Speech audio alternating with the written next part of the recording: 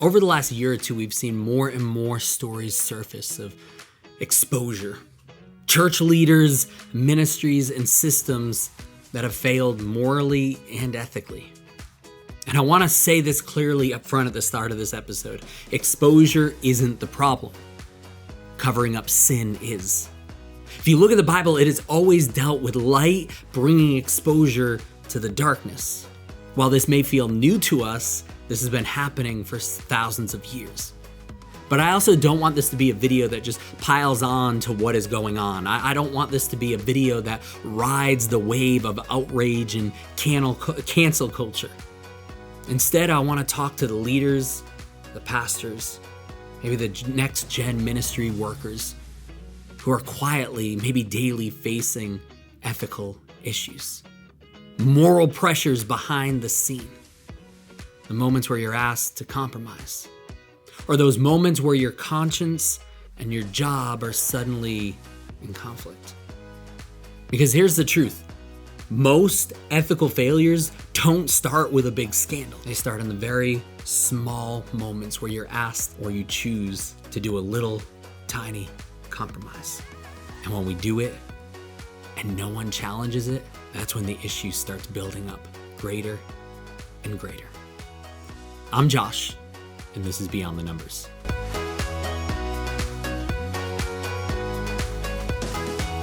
I've served in a lot of different church contexts. I've served in healthy ones, and if you followed any of these videos, sometimes unhealthy ones. I've worked in big systems and with small teams. It's not that it's a bad thing. I've also seen ethical and moral lines get blurred more times than I can count. Sometimes on the surface, they look small, like family members receiving extra perks or bonuses or exceptions that no one else got. Sometimes it looks like leaders that are fighting harder for their own compensation while the less, maybe subordinate staff are told to sacrifice more and more. And sometimes it's in the way that behind closed doors, people, congregation members, and even the community is talked about, attacked, mocked, gossiped about, but then in front of others, in front of those people, we wear smiles and show that maybe we care about them more than anyone else. Sometimes it's also in the comments that cross lines, or the staff that gets mistreated, not just harshly, but in a completely unhealthy way. Or we see it in relationships that grow uncomfortably close to being extremely inappropriate. Then there are the moments that I faced. Those times that I did what I was told that I was supposed to do. I brought concerns to the right leaders. I tried to follow the process. I didn't go public, I didn't blast anyone, and in more than one of those situations, maybe you've experienced this, I was dismissed. The behavior was then excused, and the person was protected because they're the leader. They're the ministry head. And I remember walking away from those situations, feeling confused, feeling hurt, and honestly wondering if I was the problem. Years later, when some of those same leaders were exposed publicly, I didn't feel vindicated. More than anything, I felt grieved. But I also realized something important in those moments. My decision to leave wasn't rebellion. It was obedience to my conscience. And even though it cost me in the short term, it protected my integrity in the long term. Here's what I've learned. Churches often struggle with the middle ground. We know the extremes. We've seen the extremes. On one hand, you have issues, harm, abuse that is brought up within the church and it's covered up. It's glanced over. It's silenced. And we do it for the sake of protecting the ministry. Then you have the other side, the opposite extreme. Any small, tiny, and really sometimes insignificant mistakes are attacked, exposed, weaponized to tear the person and the ministry down. And we do it without care of a process or healing or restoration. Neither of those is biblical. See, real ethical leadership, it requires courage, process, humility, and most importantly, truth. But sometimes we're so focused on maybe the big exposure things and we think we've got it all together, and we don't realize the small lines that we are blurring within our ministries and within our levels of integrity. I think we've all been there before when we've seen pastors, leaders, and maybe ourselves take a quote, a line, an illustration from someone else, and yet in the teaching, in the sermon, we apply it and take credit for it ourselves. You ever been there and you've heard that and you're like, I've heard this said over the last 2 decades by several other pastors, and yet that one pastor is claiming that it's their own, and you're like, no, I don't think that is. That's a blurring of a line that creates a bigger issue. Another blurring example might be sometimes when we've seen leaders take credit for others' ideas. I think of an episode of The Office where Dwight is sitting there and he throws out this idea. And Jim looks and he goes, and so because of that, everyone turns against the idea. And then Jim goes, just throwing this out here. And then he verbatim copies everything that Dwight just said of the idea. But because he has such confidence and because he marks it as his own thing, everyone jumps on board with the idea. And Dwight is left there going, what? That is exactly what I just said. We've seen that sometimes where leaders take others' ideas and instead of giving credit to the other leader, they take it as their own because it just makes them look good. Maybe we've seen it in ways and blurs that the story or the narrative shifts. Why? Because it may paint the pastor in a silly term, in a silly kind of pose or whatever. It's not a necessarily bad thing, but we've seen how stories shift sometimes to protect the brand, to protect the pastor.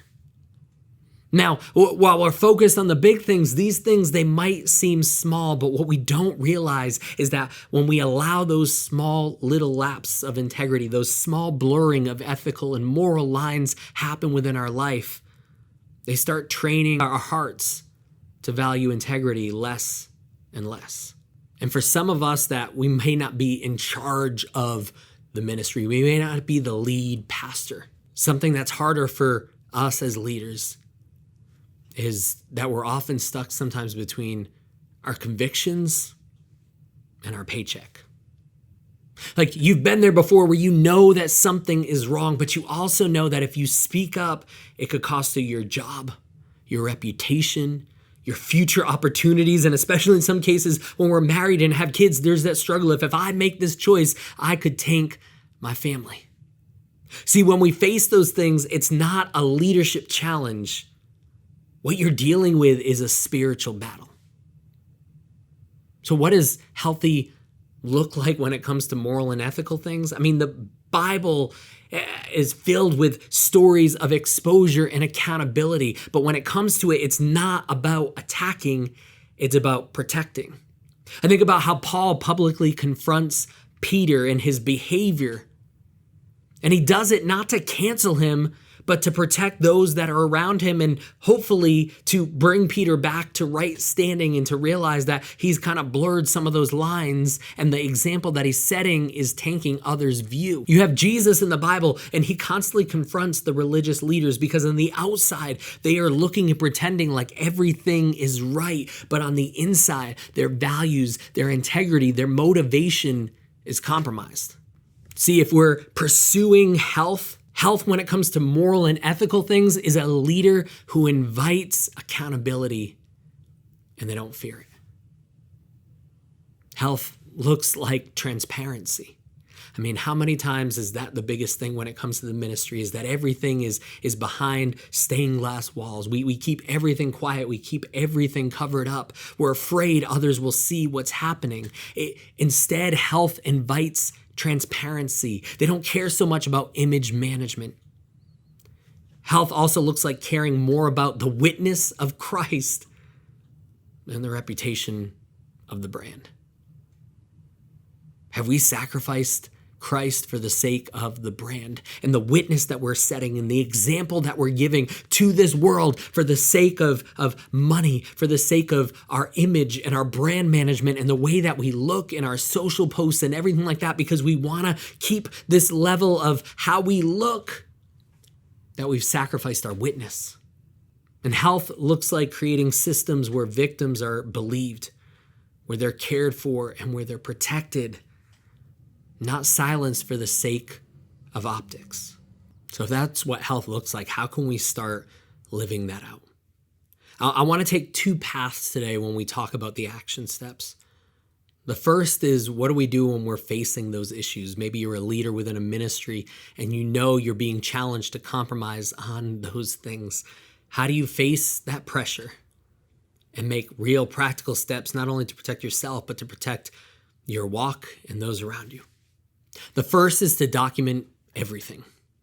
It's important to write things down, timelines, what was said, what was done. You do that to protect yourself, to keep yourself accountable, but you also do it because sometimes gaslighting happens and people try to convince you that things that were said and done didn't really happen. But when you document it, when you keep a record of it, you're doing it to remind yourself, to protect yourself from gaslighting, but then also to make sure that you are covering all the different steps and things that you need to.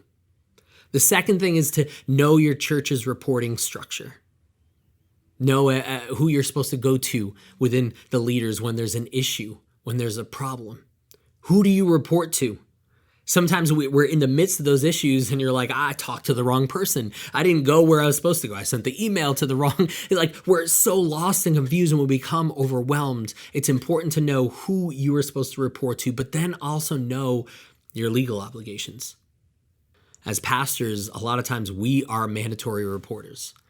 That means when we see something that happened that is against the law, when we see harm happening, when we hear about it, there are different levels of legal obligation that we have to do, or else we could face repercussions from the law. I've heard stories of pastors that waited too long to report something, and not only did it lead to more harm to the victim, but they got in legal issues because of withholding that information. It's important for you to know not only your church's structure when it comes to that, but then also what your legal obligations are and what you need to report and what you need to do and who you need to go to legally to make sure that you are covered as well. Another thing that's important for you to remember is not to confuse loyalty with silence. We feel like we're being loyal to someone because we stay silent, because we protect them from repercussions or from making the ministry look bad. Can I tell you, when it comes to the Bible, loyalty is truth and it's health. It's not dysfunction. But we've had it placed in our heads sometimes that in order to remain loyal to this person, I need to cover up and pretend like what happened didn't happen. And that is not biblical loyalty. I think of Nathan in the Bible when he confronts David. He exposes to David his sin, and it could have very well meant Nathan's death. But yet that is what God was leading him to do. And can I tell you, even in the face of exposing David's sin, Nathan was loyal to him, not because he covered up, but because more than anything, he was doing that to protect the witness of Christ and to protect David's soul from the sin and the integrity lines that were blurred that led to more destruction. Loyalty doesn't mean silence. Now, as I said, I want to take two separate paths because we have that line that we have to understand the action steps when it comes to we're facing those compromises. But then what do we do to protect ourselves in the long run? What do we do, not when other people cross the line, but when we start blurring the lines? How do we protect ourselves from these moral and ethical failures? How do we be the kind of leaders that create a healthy environment, not only for us and our church, but those that we're leading as well? The first is to tell the truth, but to tell the truth even when it's something small. I know that sounds silly, but how many times have we seen people compromise and it starts with the small things, the little exaggerations, those stories that shift just a little bit to make ourselves look better. It may not be a sin. It may not be something that we're saying that is a big issue. And so sometimes we make those lies within our head believable by saying, well, I can just shift this a little bit. It doesn't really matter. They weren't there. We take maybe a little bit more credit than we should. Credit should be on someone else, and yet we don't. What we don't realize is that those things start shaping who we become. The truth matters. The second thing is to invite people in to your life who can challenge you. If everyone that you're surrounded by benefits from your success, you're going to have a whole lot of yes men and no one that'll actually speak the truth when you need it. You need someone that you can be accountable to, someone that has your ear, that you trust, that can say, hey, you know what? I think that was the wrong thing to say. Hey, Josh, that wasn't okay. Or in some cases, to be honest and tell the truth and say, hey, you know what? I love you, but you crossed the line here. It's a scary thing to invite someone into our life like that, but we need those black holes, those people that we can go to, that we trust, that we have built a camaraderie and a relationship with, but that can speak honestly into our life and not fear what the repercussions are going to be for speaking those honest things within our life. That's how we build accountability within ourselves and within our ministries. The third thing is start paying attention to what you justify. I mean, I'm sure at some points I have said, or maybe you have said different things like, well, that's just how the ministry is. Making excuses for something because that's just how the cookie crumbles. That's how this works. Or, well, this is what it's going to take to grow. How many times have we seen ourselves or others make sacrifices for the sake of numerical growth? That's the whole idea behind this podcast, is not focusing on numerical growth as the only healthy metric, but focusing on health, real biblical health within our ministries. And yet we've been there before, making sacrifices because this is what it takes to grow. Or saying lines like, well, this is for the good of the church. And so because of that, I'm going to make a sacrifice here. I'm going to blur these lines here. It starts off with small things. But what you justify matters. Because over time, when you justify the small, you start justifying the bigger and the bigger.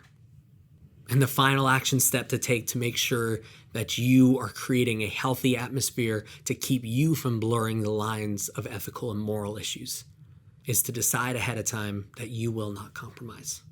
I know it sounds like a very silly statement, but it's in those choices that we make beforehand that lead us down that right path. I mean, for the most part, most issues and things that are being covered up and then eventually being exposed within the churches, these big scandals, they didn't just happen in the midst of a big scandal. Meaning it wasn't just one person deciding to live right and then suddenly, hey, I'm going to do something awful, evil, and outrageous. That's not what happened. In the same aspect, integrity doesn't just turn on when we have a big issue. Integrity is built up over time, and what you choose now will make a difference in the long run. And if you choose now, hey, I'm not going to compromise, then it means that when you start facing those issues, those small things, those little blurs, you make the choice to live by integrity and not by just whatever you want to or whatever looks good or whatever the optics call for. But you choose integrity in the small, and it eventually leads to choosing integrity in the bigger and the bigger. Again, hear me, integrity is not something that you just turn on when there's a big issue. It's something that is built up. It's something that is earned. It's something that you create within yourself over time by choosing the right decisions, even when it seems like it's small things. If you maybe have been hurt by some type of moral or ethical failure within the church, and we see this more and more with the hashtags like deconstruction and ex-evangelical and different things like that. The hurt is real. The scars and the wounds are real.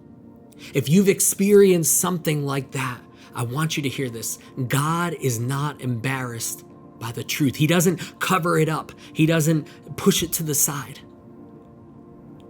And when we see and feel exposure, it is painful. And it can make us shy away from wanting to expose those things that we know that we really need to expose. But hear me when I say that exposure is part of the healing process. And if it's done correctly, it can help lead someone to the healing that they need to make sure they don't struggle with those issues again, to make sure that they're not hurting other people. And maybe you've had those seasons where you walked through and you lived by integrity and it cost you so much. I know it might not seem like it, but integrity matters. And you making that choice in the short term might have hurt you. In the short term, you might not have been applauded and fight. In fact, you might have been attacked or discredited or whatever. But can I tell you, the one being who sat there when you were going through all of that and stood and applauded and carried you on, and that is God, because in the end, that is what matters. And in the short term, it hurts. And in the short term, you experience that. In the short term, you feel like you are on your own, but you're not. And in the long term, the choice you made will matter in the lives and souls of others, including yourself.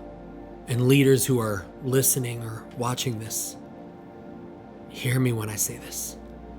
There will come a day when we as leaders, we will have to give an account, not how big our ministry was, but how faithful we were to the people God allowed us to influence and speak to the power that we had in the truth that we spoke.